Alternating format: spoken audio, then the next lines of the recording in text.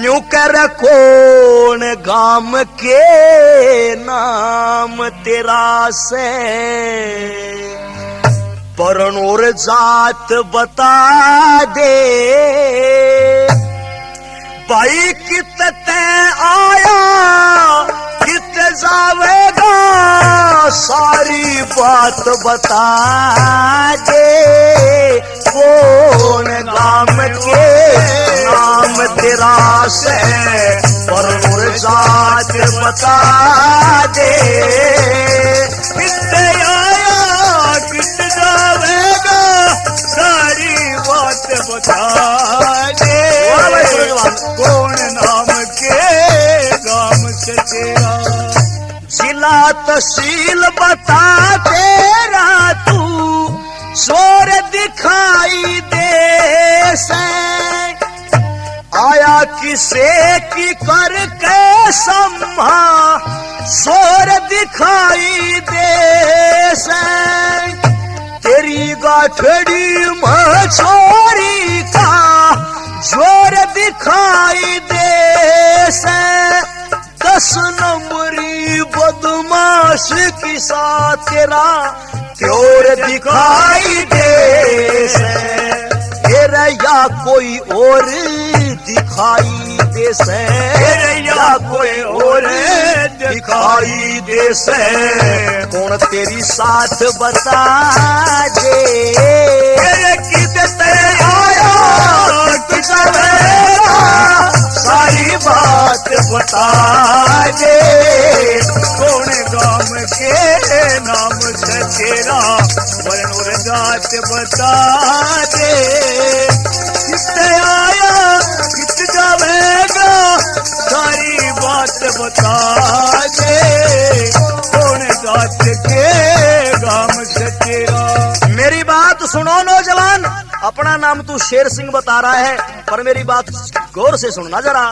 New के इसी महीने कोई जगह थे कोई महिला भागी रे थाने और तहसीलों के वह तुरंत सूचना आगी मारी मारी पुलिस फिरे थी या खुद आप ही थागी या मुद्दा तू चोर मिला अब बात ना खाली जागी तेरे किसकी बेटी की तय लगी किसकी बेटी की तय लगी या तेरे हाथ बता दे कितने आया कित जाएगा सारी बात बता दे कौन गाम के नाम से तेरा वर्ण जात बता दे कितने आया कित जावेगा सारी बात बता दे कौन गाम के नाम से तेरा।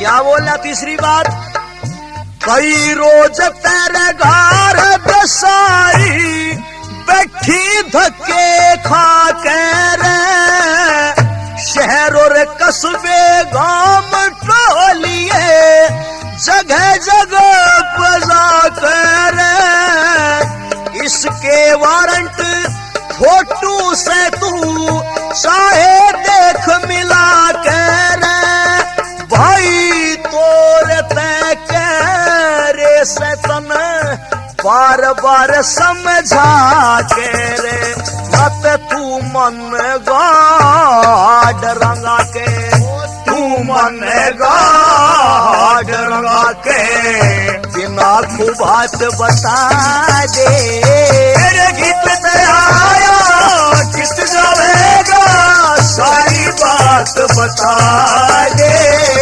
कौन गाम के नाम से तेरा वर्ण जात बता दे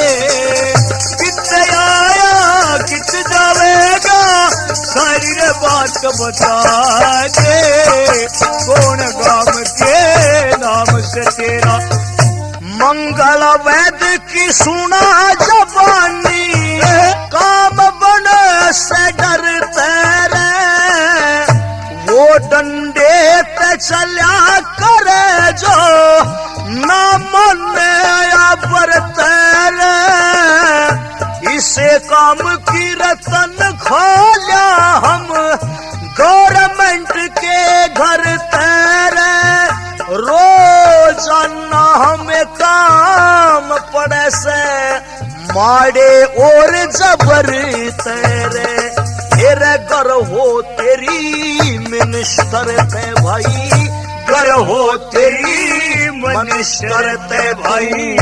वाह मुलाकात बता दे, कित दे आया कित जाएगा, सारी बात बता दे, कौन नाम के गाम से तेरा, बनोर जात बता दे।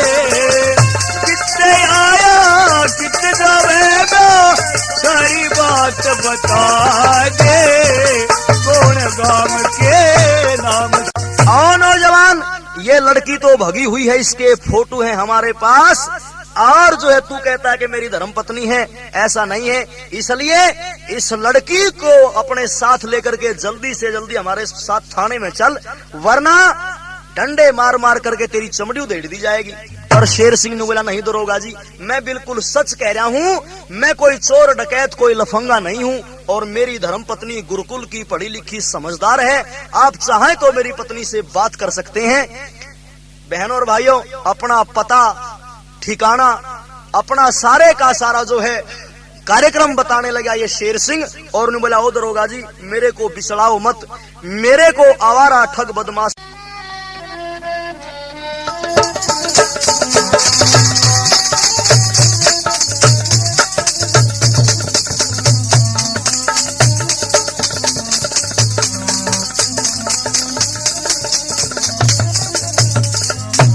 बहनों और भाइयों, शेर सिंह जो था नूर मोहम्मद दरोगा और रशीद मुंशी के सामने अपना पता ठिकाना बताने लगा, और यूं बोला, ओ दरोगा जी मेरी बात सुनो जरा।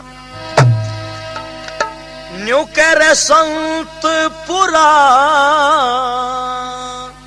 मेरा गाम से में बिचला सारे जमींदार बहू ने सुस राडते में लाया हो दरोगा। संतपुरा मेरा गाम से बिचला जमींदार बहू ने से राडते में लाया। क्यों मन सहम करो सो तंग, ये देखा चोरा का ढंग, के देखा चोरा का ढंग। और शेर सिंह मेरा नाम से भाई, शेर सिंह मेरा नाम से, राम सिंह का रिश्तेदार रतन गढ़े गाम में गया। ओ संतपुरा मेरा गाम से बिचला सा जमींदार से राडते में लाया। नुके ठग और चोर जार के धोखे, इज्जतदार भले न क्यों ठोके, इज्जतदार भले न क्यों ठोके। और मत रोके मन काम से, घरा माँ से मेरी रे बीमार, शरीर मेरा सोचने खाया हो। संतपुरा मेरा गाम से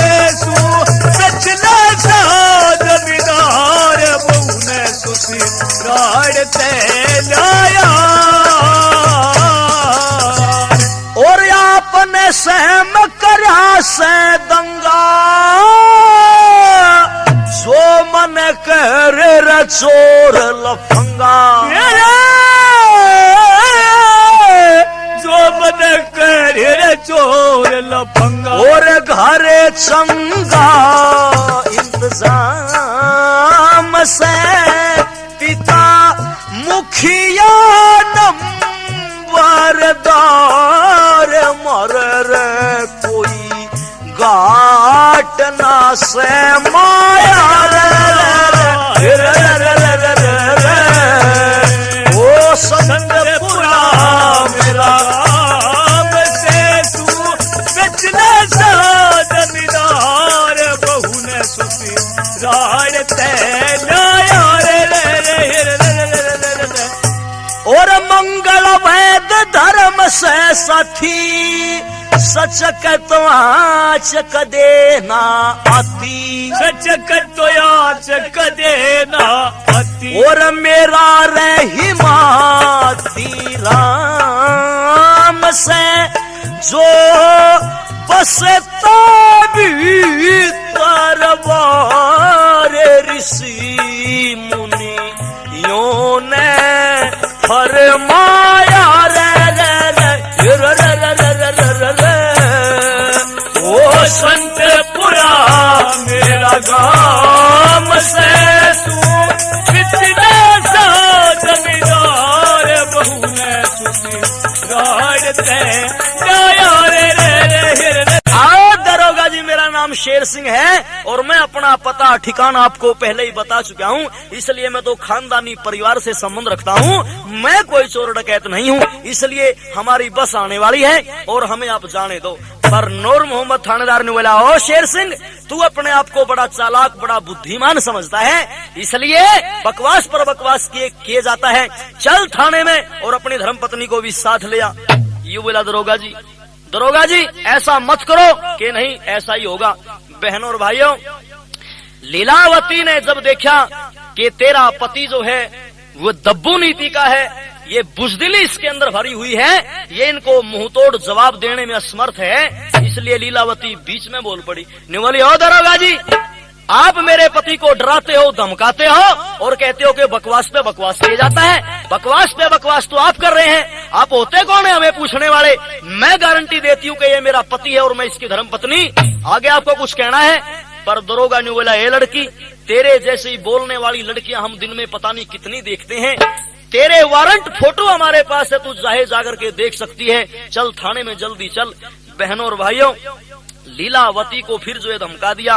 पर एक बात नूर मोहम्मद दरोगा ने कहा कि ओ शेर सिंह अगर तू जान बचाना चाहता है तो एक काम कर दे, बस जाकर के अपनी ससुराल से अपने ससुरे को ले आ। अगर तेरे ससुरे ने ये कह दिया कि ये मेरी बेटी है तो हम तेरी पत्नी को और तेरे को छोड़ देंगे। शेर सिंह ने कहा, और मेरी पत्नी तब तक तुम्हारे पास रहेगी? कि हाँ तेरी पत्नी हमारे पास रहेगी। शेरा ने कहा, नहीं ऐसा नहीं हो सकता। पर बहनों और भाइयों, डंडा हाथ में उठा करके शेरा को डरा धमका करके भेजने पर मजबूर कर दिया इसकी ससुराल की तरफ। पर जब ये चलने लगा ना तो लीलावती ने बोली, ओ पतिदेव आप यहाँ मुझे अकेली को छोड़ करके कहाँ जा रहे हो? मेरे ऊपर तो सारा यू तुतवा हो रहा और मने तू इनके पास छोड़ के जा रहा है। एक बात सोच के देख, तू तो चला जाएगा हमारे घर मेरे पिता ने लेने, पर जब तक तू आवेगा क्या मेरी इज्जत बच जाएगी? क्या मेरी इज्जत सुरक्षित रह जाएगी? मेरी इज्जत के ऊपर ये जो है हमला करना चाहते हैं, मेरा धर्म भ्रष्ट करना चाहते हैं, इसलिए पतिदेव मुझे छोड़ के मत जाओ। बहनों और भाइयों, लीलावती भी अपने पति से एक बात कह रही थी कि पतिदेव ऐसा जुल्म ऐसा अत्याचार मत करो। और छोरी क्या कह रही थी? न्यू कहो मन छोड़ चले क्यों भर तारे, एक लीन थाने में मन छोड़ चले क्यों भर तारे, एक लीन थाने में वो मन छोड़ चले क्यों भर तारे, एक लीन थाने में मन छोड़ चले क्यों भर तारे, एक लीन थाने में। बोली किसके चाले छोड़ भरोसे मेरी वीर की जात, किसके चाले छोड़ भरोसे मेरी वीर रावण का वक्त होया अब होने वाली रात, न्यू तो होवेगी धर्म की हार। आपके हो जाने में मन छोड़ चले भर तारे, एकली न जाने में मन छोड़ चले क्यों भर तारे, एकली न जाने में। क्या बोली? मेरी समझ में इन दुष्टों के भ्रष्ट हुए हैं ख्याल पति जी, मेरी समझ में इस दुष्टों के भ्रष्ट हुए हैं ख्याल। और किसी बहाने मेरे ऊपर चाहे घेरना जाड़, यू मुंशी थानेदार सकीम बनाने में मन छोड़ चले क्यों भरे तारे, एकली न जाने में मन छोड़ चले क्यों भरे तारे, एकली न जाने में। दखे धन धरती और वीर गैर के जो छोड़ेगा पास, धन धरती और वीर गैर के जो छोड़ेगा पास, और वो दुनिया में नहीं बसेगा एक दिन होना नाश, वो दुनिया में नहीं बसेगा एक दिन होना नाश। होवे इन पैसदा ते तुआरे मरे से ललचाने में मन छोड़ चले क्यों भरे तारे, एकली न जाने में मन छोड़ चले क्यों भरे तारे, एकली न जाने में। और मंगल वैद के रोजाना जो मने सुने उपदेश, दादा मंगल वैद के मने सुने जो मन सुने उपदेश, और नीति न्याय धर्म की बातें सारी कर दी पेश, पति जी नीति न्याय धर्म की बातें सारी कर दी पेश। आगे से तेरे इख्तियार कसर न बताने में मन छोड़ चले क्यों भरे तारे, एकली न जाने में मन छोड़ चले क्यों भरे तारे, एकली न जाने में। आओ पति जी मने छोड़ के मत ना जाओ, वरना सारे का सारा खेल बिगड़ जाएगा पति देव। जिस इज्जत के लिए भारतीय नारी अपना सब कुछ बलिदान दे सकती है पति जी, अगर वो इज्जत चली जाएगी तो मेरे पास कुछ नहीं रह जाएगा, इसलिए मन छोड़ के मत जाओ। पर शेर सिंह जैसा मैंने बताया बहनों और भाइयों अनपढ़ था, दब्बू नीति का था, न्यू बोला नहीं लीला सरकार गेलिया नहीं लड़ा कर दे, मकाना सरकार गेलिया नहीं चौकीदार गेलिया लड़ा कर, जो गांव का पैर दे भले आदमी। बहनों और भाइयों ये तो अपनी पत्नी के हाथ में से हाथ छुड़वा करके चल देता है अपने ससुरे को ले जाने के लिए। पर यूं बोला दरोगा जी एक बात तो बताओ, मैं चाल तो पड़ा अब शाम का समय होने वाला है, महानदी से परली तरफ मैं कैसे जाऊंगा? अब तो नौका वाले भी सब अपने घर जाकर सो गए होंगे, पर नूर मोहम्मद न्यू बोला इसकी भी दवाई मेरे पास है। जावे रशीद मुंशी तू शेर सिंह के साथ जो है चला जा, और मल्ला से कह दिया कि थानेदार का आदमी है। बहनों और भाइयों शेर सिंह को लेकर के रशीद मुंशी चल देता है, और इधर नूर मोहम्मद दरोगा जो है लीलावती से कहने लगा कि लीला चल जाकर के थाने में बैठ जा, यहाँ बस स्टैंड पे कब तक बैठी रहेगी? पर न्यू बोली लीला आओ दरोगा जी जब तक मेरा पति आवेगा मैं यहीं बैठी रहूंगी, मैं कहीं नहीं जाऊंगी। ये बोला लड़की बहस नहीं करया करते, जिद नहीं करया करते, बोली बस जिद की बात है, जब तक मेरा पति आवेगा मैं यहीं बैठी रहूंगी। बहनों और भाइयों लीलावती के बारे में दरोगा ने समझा नहीं, वो नहीं जानता था ये खानदानी छत्री परिवार की लड़की है, आर्य परिवार की लड़की है, अरे गुरुकुल देहरादून की शेरनी है। इस बात को वो नहीं जानता था इसके खून में कितनी गर्मी है, वो तो केवल इसके चेहरे पर ही सुंदरता पर ही फिदा हो गया था।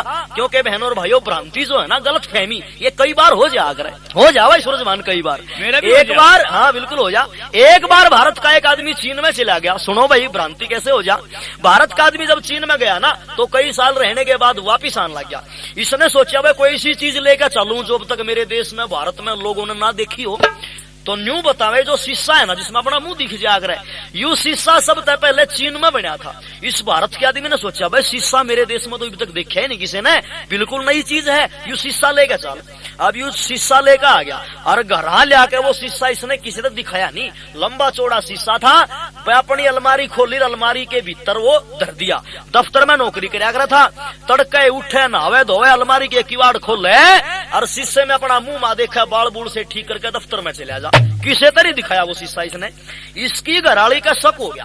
इसने सोचा यूं मेरा पति जब तक चीन में तो आया है, इस अलमारी के किवाड़ खोल के इसके आगे रोज खड़ा हुआ है, पता नहीं इसमें क्या रोक रखा है इसने।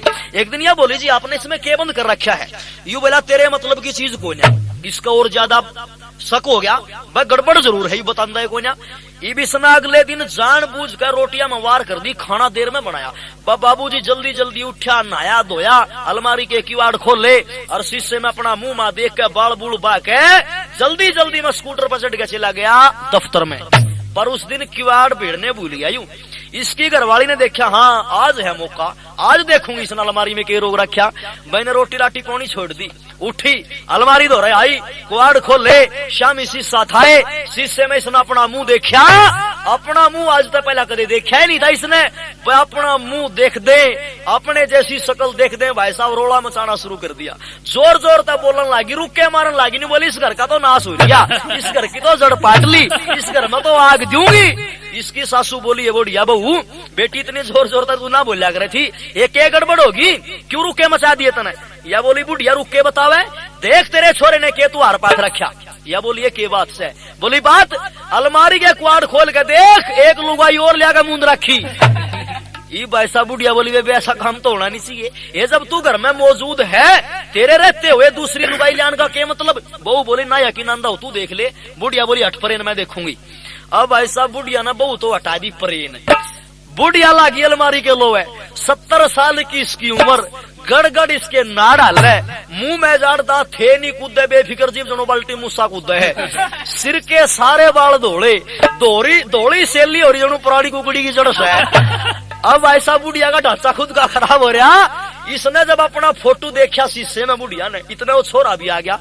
उस छोरे का थप्पड़ मार के बुढ़िया ने बोली रे नाश गए के, डूबन लग गया जी। बूढ़ी रांड लिया, कोई जुबान तो ले आंदा कम से कम।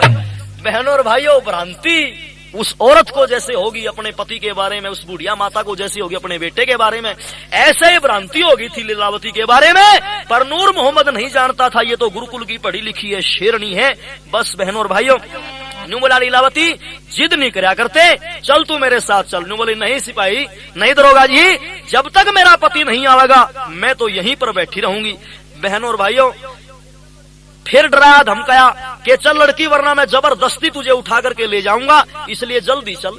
बहनों और भाइयों, लड़की ने विचार किया कि गैर मर्द अगर ये तेरा हाथ पकड़ेगा, तेरे बदन को छुएगा, तो तेरा पतिव्रत धर्म जो है वो भंग हो जाएगा।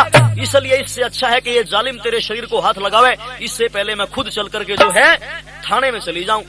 पर परमात्मा मेरी रक्षा करना, बस तू ही केवल मेरा आसरा है। बहनों और भाइयों, अपनी गठड़ी पोटली सी जो थी धो रहे, उसने लेकर के जो है ये कमरे के अंदर जाकर के बैठ गई, कमरे में बंद कर दिया लीलावती को। अब आप लोग जानते होंगे कि जेल या हवालात में जो है बाहर का तो कुंडा होता है, लेकिन अंदर कोई कुंडा नहीं होता। बहनों और भाइयों, लड़की ने विचार किया कि अंदर तो कुंडा नहीं है, इसलिए कैसे होगा, क्या होगा। और इधर से नूर मोहम्मद थानेदार और बाकी जो स्टाफ था सिपाहियों का, वो सारे के सारे जो है शराब आदि पीने लगे और बहनों और भाइयों अंधेरा होने का इंतजार करने लगे। और इधर ये लीलावती जो है अपने मन में सोच रही परमात्मा, संध्या की परमात्मा की भक्ति की, परमात्मा के भजन में लीन होगी और यूं बोली प्रभु आज तो बस तू मेरा रखवाली है, आज मेरी इज्जत और आबरू की रक्षा कर दे प्रभु। बहनों और भाइयों, संध्या करने के बाद भूखी शेरनी की तरह से कमरे के अंदर घूम रही थी। कमरे की खुंटी पे इसका ध्यान गया तो वहां पर एक पैंट टंगी हुई थी। बस गुस्से में भर करके उस पैंट के ऊपर झपट पड़ी, लेकिन जब पैंट के नीचे हाथ लगा इसका कोई चीज का, इसने देखा कोई चीज है पैंट के नीचे, पैंट को उतार करके देखा, बहनों और भाइयों नंगी बिल्कुल नग्न तलवार टंगी हुई मिल गई लीलावती को। जब तलवार की ऊपर निगाह पड़ी तो खुंटी पर से उतार लिया, हाथों में ले लिया तलवार को और हाथों में लेकर के चूम लिया तलवार को और न्यू बोलिए बहन आज तू इस समय में जो है संकट के घड़ी में तू मेरी सखी मेरी सहेली बनकर के आई है, अब तू मेरे हाथ में आ गई। अब इस नूर मोहम्मद दरोगा या यहाँ के स्टाफ की हिम्मत क्या है, वो मेरे कमरे की तरफ को बढ़ जाएगा। आज जब तक तू मेरे हाथ में रहेगी किसी माई के लाल में हिम्मत नहीं हो मेरे बदन को छू देगा। बस बहनों और भाइयों, लीलावती जो है कमरे के अंदर तलवार लेकर के कमरे की ओट में बैठ गई और इधर से शराब आदि के नशे में सारे के सारे ये सिपाही जो है मौज मस्ती कर रहे थे। और क्या होता है लो सुनो। न्यू कर लीला कमरे में बैठी ले तलवार रे, लीला कमरे में बैठी ले तलवार रे, लीला कमरे में ले तलवार।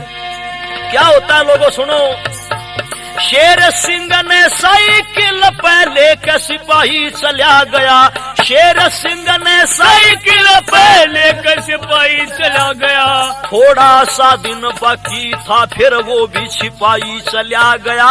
हुआ अंधेरा लीला काजी सोसोराही चला गया, हुआ अंधेरा लीला काजी सोसोराही चला गया। भाई लीला भाई मैं क्यों जमी जो यहाँ आके जिंदा अन्यायी चला गया।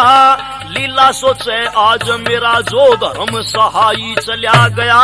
इतनी देर में नूर मोहम्मद चढ़ी करड़ाई चला गया, इतनी देर में नूर मोहम्मद चढ़ी करड़ाई चला गया।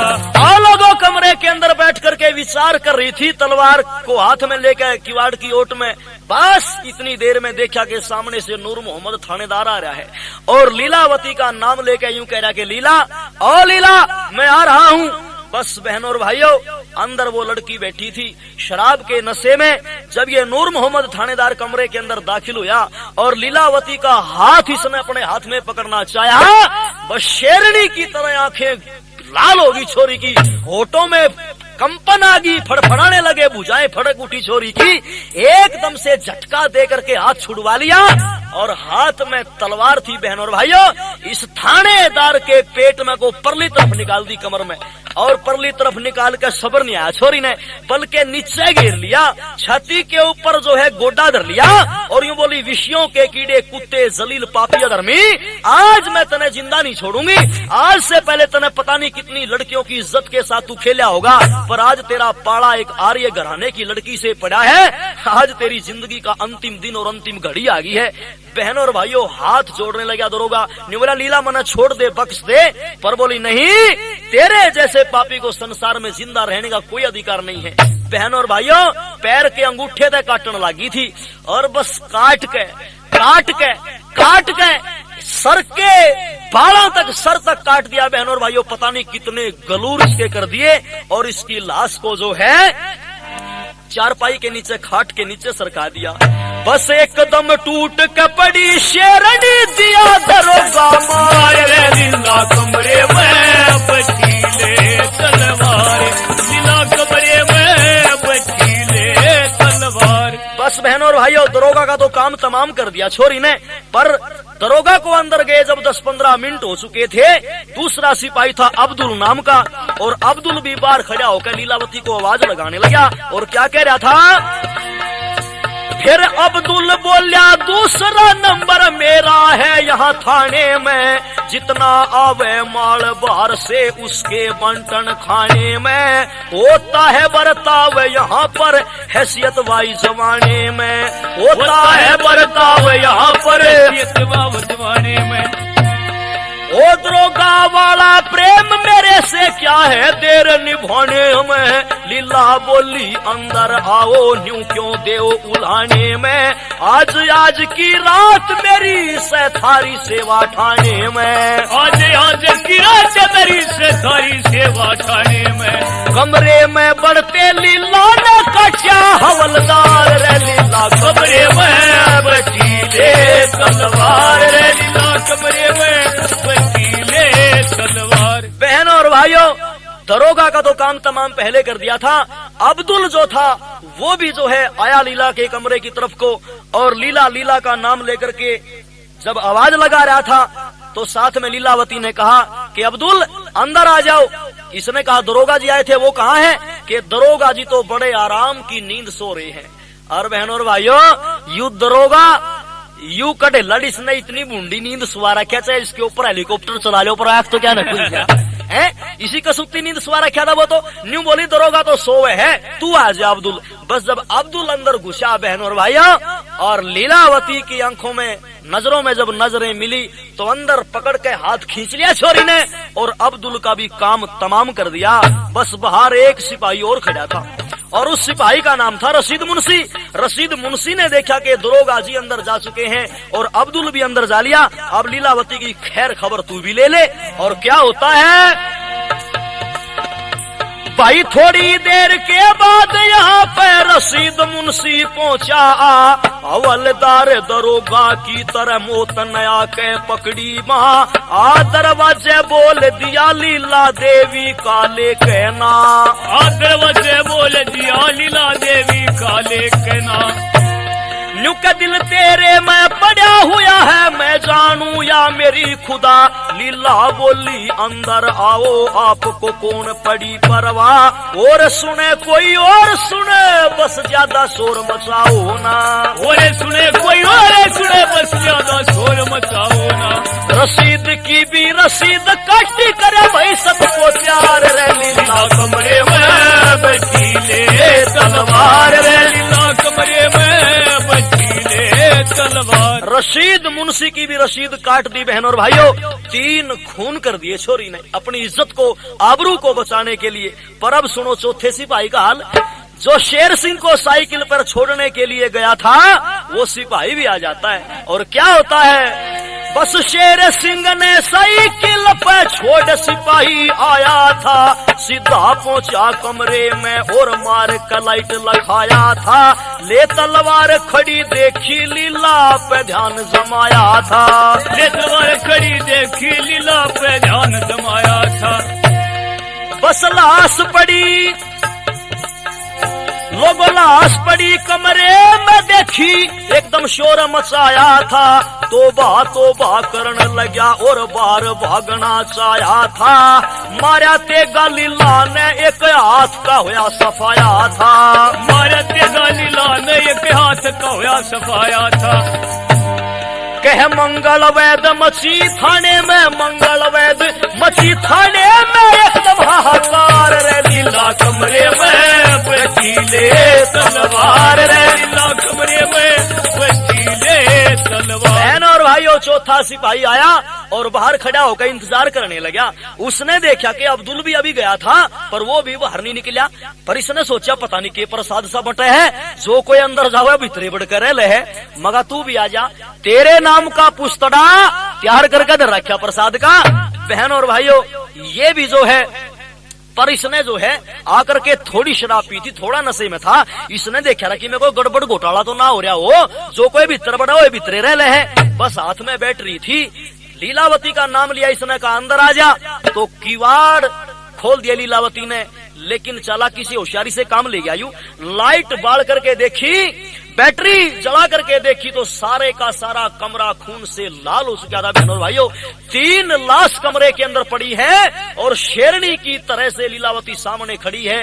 बस देखते ही घबरा गया ये सिपाही और घबरा करके भाग लिया। जब पीठ फेर कर भाग लिया तो लीलावती ने सोचा हो ये तो कायर है, कमजोर है, और पीठ दिखा के भाग लिया, इसलिए ये मारना नहीं चाहिए, पर सर्टिफिकेट जरूर देना चाहिए। बस जब यूं भाग्या जा रहा था ना सिपाही, तो लीलावती ने निशाना सा साध के मारी तलवार फेंक के। बस भागते हुए सिपाही की बाह में तलवार लगी, और तलवार बाह में लग दे, बाह कटका न्यू पड़ी, बुग्गिया खड़वा लिकट गया। बहनों और भाइयों, उसकी बाह कट गई। और जो है सारे के सारे शहर में घूमता फिरे। न्यू करे एक लड़की ने जो है थाने के अंदर 3 खून कर दिए, और मेरी भी करड़ाई आ गई थी। बहनों और भाइयों, लीलावती शेरनी जैसा रूप धार रही है, और ये 3.5 खून करने के बाद में कमरे से बाहर निकली, सारे बाल खुले हुए थे, साड़ी की सारी की सारी खून में सनी हुई थी। और क्या होता है, लोगों 3.5 खून कर लीला, निकली ले तलवार सुनो, गेट बंद थाने का हो गया, सभी निकल गए बाहर सुनो। गेट बंद थाने का हो गया, सभी निकल गए बाहर सुनो। एक रामा भंगी पहलवान चेलियों को ट्रेनिंग दे रहा था, बस सब गामा में भेज के चले। ये एकदम दे दिया बेरा था। आसपास के सब गामा में फैल क्रांति जबर गई और रात रात ने इस घटना की संतपुरे भी खबर गई। बस थाने में से जिलाधीश पर टेलीफोन और तार गए, उधर से गारद गमों में ते एकदम चढ़े नर नार गए। उधर से गारद गमों में से एकदम चढ़े नर नार गए। बस लीला के माँ बाप और छोटी शीला बहन भी आई है। देहात एकदम टूट पड़ी, हो रही जबर चढ़ाई है। आर्य समाज का जो प्रधान था आ गया छत्रपाल यहाँ, संतपुरे का भी जत्था आ गया भागमल तत्काल यहाँ। बस लीला थाने की छत ऊपर, वो लोगों लीला थाने की छत ऊपर देख रही है खड़ी हुई। गारद और देहात चोगर दे दिखे आलम जुड़ी हुई। गारद और देहात चोगर दे दिखे आलम जुड़ी हुई। बस बहनों और भाइयों, ये 3.5 खून करने के बाद वो गुरुकुल की शेरनी कमरे से बाहर निकली और जो है छत के ऊपर चढ़ गई। थाने का गेट बंद हो गया। एक रामा भंगी नाम का पहलवान था, अपने चेलों को जो है पहलवानी कुश्ती सिखा रहा था। उसने देखा कि एक लड़की ने जो है 3.5 बदमाश मार दिए। बस सारे के सारे एरिया में, सारे के सारे इलाके में खबर पहुंचा दी। बोला भाई लड़की ने तो अपना काम कर दिया बड़ी बहादुरी के साथ में, पर ये मुसलमान लोग उस लड़की के साथ में ज्यादा संख्या में इकट्ठे होकर जो है उस लड़की को कोई हानि ना पहुंचा दे, उस बेचारी को मार ना दे, इसलिए सारे के सारे इलाके में पता कर दिया। बस बहनों और भाइयों, आर्य समाज का वहां का प्रधान था छत्रपाल, वो भी आ गया। लीला के माता पिता, लीला की छोटी बहन शीला, सारे के सारे हजारों लाखों की संख्या में आरंगपुर के थाने के चुगरदे आदमी ही आदमी दिखाई देते थे। और बहनों और भाइयों, वहां पर पुलिस खड़ी हुई है। डीसी को बुलवा लिया और डीसी को जब बुलाया तो कहा कि इसको पकड़ करके लाओ। एक अफसर और आ गया और वो अंग्रेज अफसर था। इस अफसर ने कहा कि इस कातिल को गिरफ्तार करो। ये जो आर्य समाज का प्रधान था ना छत्रपाल, बोला फिर कर ले गिरफ्तार, बाट क्या की देखे है। बोला नहीं मेरे को डर लगता है। अंग्रेज था ना, बोला मन तो डर लागे है। अरे भले आदमी इतना डर लागे फिर तू जिक्र क्यों करे है। बस बहनों और भाइयों, वहां पर जो है आकर के किसी अफसर ने कहा कि लीलावती को छोड़ दिया जाएगा, पर कोई इसकी जमानत देने के लिए तैयार हो। इसने छत्रपाल ने कहा कि साहब क्या बात करते हो, लीला की जमानत के लिए मैं अपना सब कुछ बलिदान कर सकता हूँ। बोलो कितनी जमानत चाहिए? कि 10,000 रुपए। बहनों और भाइयों, 10,000 रुपए जमानत के दे दिए और जमानत करवा करके लीलावती को जो है घर ले आया गया। क्यों? क्योंकि सारे इलाके के पहलवान, सारे इलाके के लोग, नौजवान लड़के, अगर लीलावती के ऊपर कोई आंच आती तो बहनों और भाइयों सारे के सारे आरंगपुर शहर को वो तबाह कर सकते थे। मजबूर होकर के अफसरों को लीलावती को जमानत पे भेजना पड़ा। बस जब जमानत पे घर आई ना, ओहो, तो सारे गांव में झांसी की रानी लक्ष्मीबाई की तरह से स्वागत हो रहा था लीलावती का। और औरतों में, बीरबानियों में बहनों और भाइयों इस बात की चर्चा फैल रही कि फलाना का इतनी जो है बहादुर, इतनी वीरांगना बहू आई है शेर सिंह की कि बस पूछो ना। थाने के अंदर उसने जो है 3.5 खून कर दिए। बस जब सासू ने अपनी बहू की बड़ाई सुनी तो बस भाग के कोड़ी भर ली भाई, और न्यू बोलिए लीला बेटी आजा मैं तेरे लाड करूंगी, आजा मैं तेने पुचकारूंगी। और क्या कह रही थी सास और बहू दोनों के सवाल जवाब हो रहे थे लोगों। और क्या कह रही थी? न्यू कहा मेरी बेटी लीला तने पुचकारूं, बहादुर सतवंती मारे आई से तू। मेरी बेटी लीला तने पुचकारूं, बहादुर सतवंती मारे आई से तू। मेरी बेटी लीला मैं पुचकारूं, बहादुर सतवंती मारे आई से तू। पराधीन हो धर्म बचाया, दुष्ट भ्रष्टों का करया सफाया, दुष्ट भ्रष्टों का करया सफाया। ये सब धन माया जानू, सब धन माया जानू, तेरे पैवारू, झांसी की बहादुर लक्ष्मी बाई से तू, मेरी बेटी लीला मैं पुचकारू, भद्र सत्यवंती मारे आई से तू, मेरी बेटी वाह भाई, मैं पुचकारू, बहादुर सत्यवंती मारे आई से तू। पर लीलावती न्यू बोली, ओ माता जी रतन गढ़त में आई झगड़ के, फिर थाने के साथ निबड़ के, फिर थाने के साथ निबड़ के, और पैरों में पड़ के ससु पाछू सकारू, सेवा करने को मन पाई से तू, मेरी बेटी लीला मैं पुचकारू, बहादुर सत्यवंती मारे आई से तू। पर सास ने बोली, बेटी मेरी एक बात और सुन ले, क्या के तेरी सब देश बढ़ाई गाता, मेरा तन मन फूल्या नहीं है समाता, तन मन फूल्या नहीं है समाता, ये उस माता का मैं तो, उस माता का मैं तो शुक्र गुजारूं, जिस जननी ने बेटी साई से तू, मेरी बेटी लीला मैं पुचकारू, बहादुर सत्यवंती मारे आई से तू, मेरी बेटी लीला मैं पुचकारू, बहादुर सत्यवंती मारी आई से तू। सासू सुनी बीमार है मेवा, ना कोई घर में पानी देवा, ना कोई घर में पानी देवा, और करे के सेवा सारी रीत बुहारू, सुसरा पिता मेरी माई से तू, मेरी बेटी लीला मैं पुचकारू, बहादुर सत्यवंती मारे आई से तू।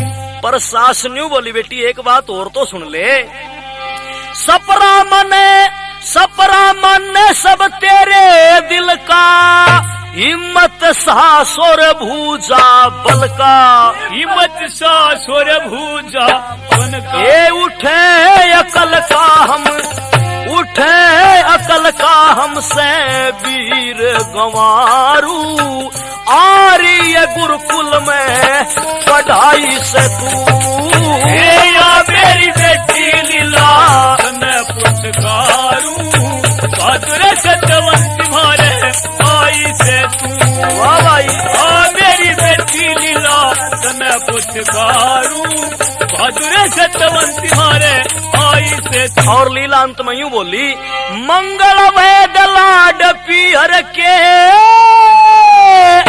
गुण भूलू ना सास ससुर के, गुण भूलू ना सास ससुर के, अब इस घर के सारे, अब इस घर के सारे काम समारूं, मेरी खातर सारा कमाई से तू,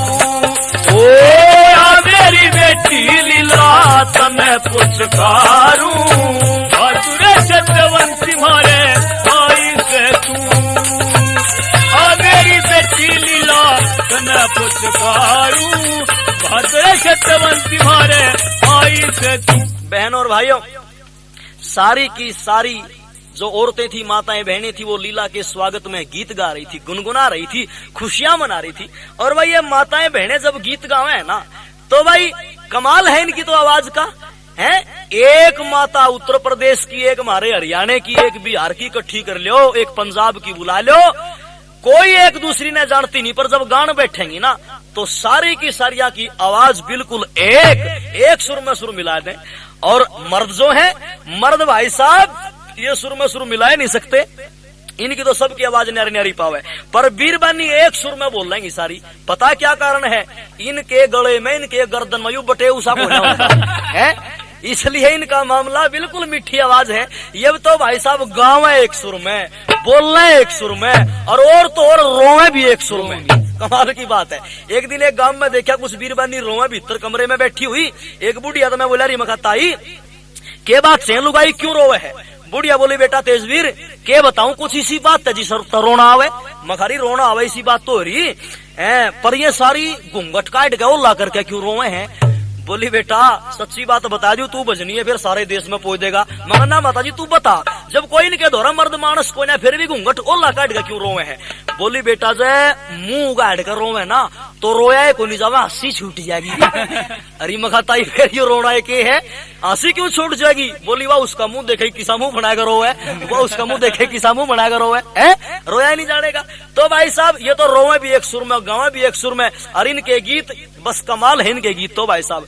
हरियाणा के गीत न्यारे, पंजाब के न्यारे, यूपी के न्यारे, फेरिया के न्यारे, सामण के न्यारे, बरोठी के न्यारे, सारे गीत न्यारे न्यारे। और यूपी में तो और ज्यादा तरक्की कर रहे, ओडे गीत गावे और गीत में छोरी न्यू कह रही कि मैं तो सैया जी के बाग में चमेली बन जाऊंगी। मगर बेबे चमेली गेंदे गुलाब तू इतना बने तो हम खेता में बोगा तैयार कर लेंगे, जब तेरे पे बनना आवे तो बढ़िया चीज बने। ये तो 10,000 रुपया की जोटड़ी बन जाए 10 किलो दूध दिया करेगी है, दूध की बड़ी कमी हो रही देश में।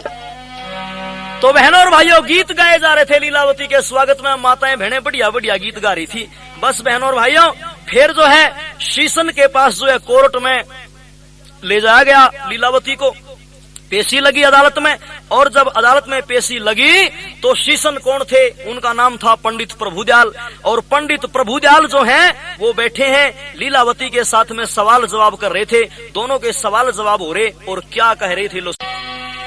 शीशन बोल्या हे लीला मारे तन थानेदार सिपाही क्यों, कत्ल केस धारा 302 ले ली मोल तबाही क्यों। शीशन बोल्या हे लीला मारे थानेदार सिपाही क्यों, कत्ल केस धारा 302 ले ली मोल तबाही। क्या कहा वाला? शीशन बोल्या नेम धर्म ते साफर सच्ची बात बता, किस कारण झगड़ा थाने में ये हुआ पुलिस के साथ बता। और मुंशी थानेदार सिपाहियों के करने में घात बता, कातिल आप अकेली से या और किसी के साथ बता। वो के वीर की जात बताए, वो के वीर की जात बता, वो के वीर की जात बता। तने कर लिया ब्रह्म कसाई क्यों, कत्ल केस धारा 302 लेली मोल तबाही क्यों। शीशन बोल्या हे लीला मारे थानेदार सिपाही क्यों, कत्ल केस धारा 302 लेली मोल तबाही क्यों। बेटी तने इतना जुल्म अत्याचार कैसे कर दिया, कैसे ये लाश बिछा दी तने 3? लीला बोली इसका कारण है शीशन साहब। और क्या कारण है? यूं बोली लीला बोली मने सास के संतपुरे में जाना था, मेरा पति मैं आए जहां आरंगपुर का थाना था। और मुंशी थानेदार घूम रहे करके शिवल बाना था, शान शिकल मेरी देखी नीच ने साया केस बनाना था। सखे ना कोई खोट उलाना था, ना कोई खोट उलाना था। मैं थाने घेर बिठाई क्यों, कत्ल केस धारा 302 तेरी मोल तबाही क्यों। शीशन बोल्या हे लीला मारे थानेदार सिपाही क्यों, कत्ल केस धारा 302 लेली मोल तबाही क्यों। शीशन ने कहा कि शीशन बोलिया पूछ पुलिस लिया करे से खोट बिना, शक सुबह में बंदी कर ले वारंट मुदई रिपोर्ट बिना, और फिर मुलजिम ना छोड़ा जावे शनाख्त और सपोर्ट बिना, दंड अदालत दे ना सकती कोई पाप की पोट बिना, जिगर मरहम की चोट बिना है, जिगर मरहम की चोट बिना, तने पुलिस की जान खपाई क्यों।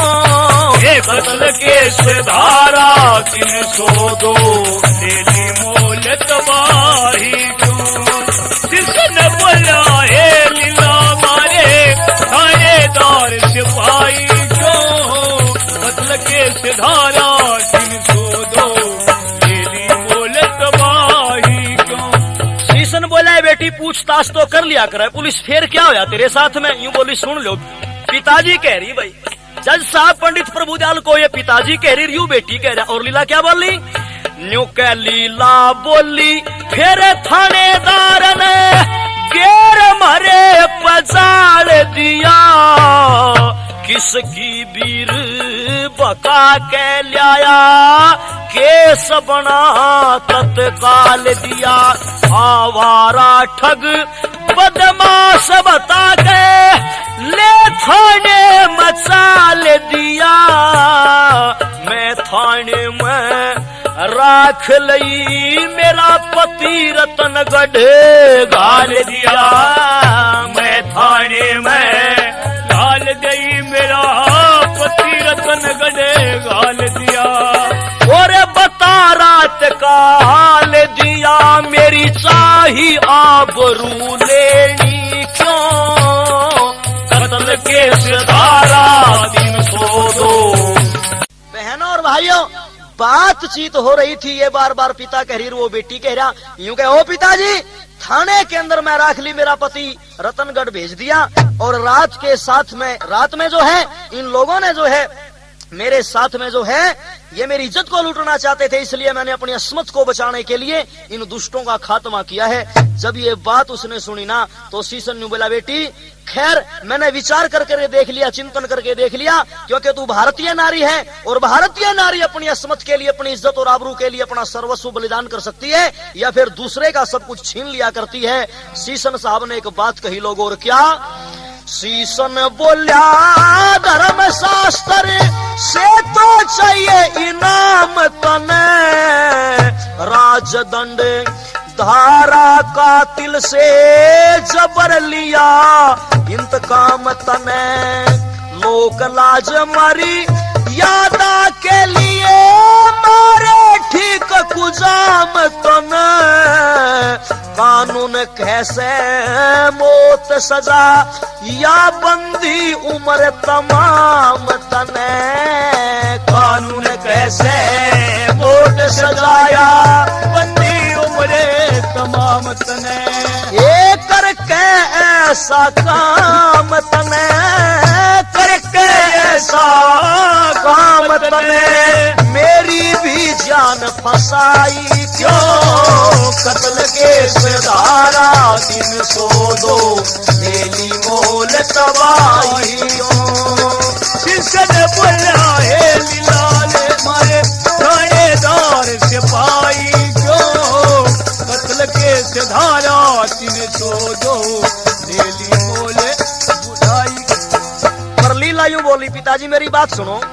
लीला बोली धर्म तराजू तोल फैसला आप करो, जालिम लाज लुटेरों के लिए कहाँ लिखा है माफ करो, और दोषी को दंड निर्दोषी को आप जुल्म से साफ करो, सीधा साफ उदाहरण है क्यों इतना पश्चाताप करो, सीधा साफ उदाहरण है क्यों नीचर पामर पाप करो, नीचर पामर पाप करो, पर छोटे भला भलाई क्यों, कत्ल केस धारा 302 तेरी मोल तबाही क्यों। किसने बोला है लीला मारे थानेदार सिपाही क्यों, कत्ल केस धारा 302 तेरी मोल तबाही क्यों। सारी बात को बड़े ध्यान से सुनने के बाद लोगों सीसन साहब ने एक बात कह दी। यू सीसन बोल्या बहादुर बेटी बार बार धन्यवाद तने, सतवंती पतिव्रतापन की दिखा दई मर्याद तने, रिश्वत खोर पक्षपति कोई दंड दे देता शाद तने, मैं अपनी खुद करूं कलम से बरी रिहा आजाद तने, मैं अपनी खुद करूं कलम से बरी रिहा आजाद तने, चाहिए खुशी आगाध तने, चाहिए खुशी आबाद तने, तू चिंता में मुरझाई क्यों, कत्ल केस धारा 302 तेरी मोल तबाही क्यों। शीशन बोला है लीला मारे थानेदार सिपाही क्यों, कत्ल केस धारा 302 तेरी मोल तबाही क्यों। शीशन ने कह दिया बेटी बार बार मैं तेरे को धन्यवाद देता हूँ, तैने जो है संकट की घड़ी में अपनी इज्जत को बचाने के लिए ठीक मारे हैं कुजामों को, इसलिए जा मैं तेरे को बरी करता हूँ, रिहा करता हूँ, आजाद करता हूँ। पर लीलावती सामने खड़ी और चेहरा जो था वो खुशी नहीं थी उसके ऊपर, बल्कि चिंता में मुरझाई हुई थी। पर सीसन साहब ने बोला बेटी क्या तू बहरी होगी है, मैं तेना लीला न्यू कह रहा हूँ, तू आजाद होगी रिहा होगी, अब जा अपने घर। पर न्यू बोली ओ पिताजी घर तो मैं चली जाऊं पर कौन सा मुंह लेके जाऊं। बोला ये क्या बात, न्यू बोली मेरी बात सुन ले। लीला बोली मंगल वेद, लीला बोली गुरु मंगल वेद, बहादुर वीर कुहाया करे, दोषी को दंड,